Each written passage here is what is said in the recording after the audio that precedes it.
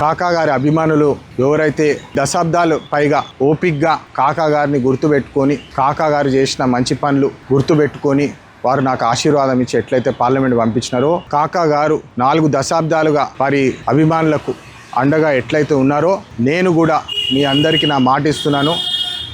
మీకు ఏమైనా కష్టం వస్తే మొదటి దెబ్బ నా మీద పడుతుంది.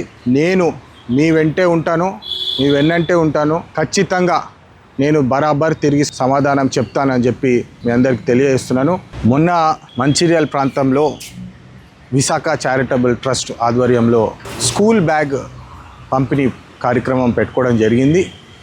ఆ కార్యక్రమంలో పోలీసులు మరి కొన్ని వర్గ కార్యకర్తలు కాకా అభిమానుల మీద దాడి చేయడం జరిగింది. మేము ఎట్టి పరిస్థితుల్లో ఊరుకునేది లేదు. కాకా గారి ఫాలోవర్సు పెద్దపల్లి ప్రాంతంలో చాలామంది ఉన్నారు. కాకాని నమ్ముకొని నాకు ఆశీర్వాదం ఇచ్చి పార్లమెంట్ పంపించినారు.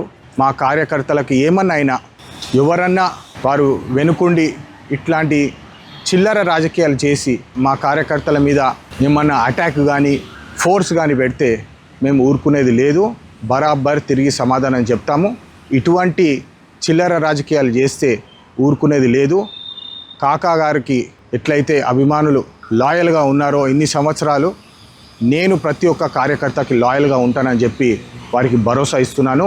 జై హింద్, జై తెలంగాణ.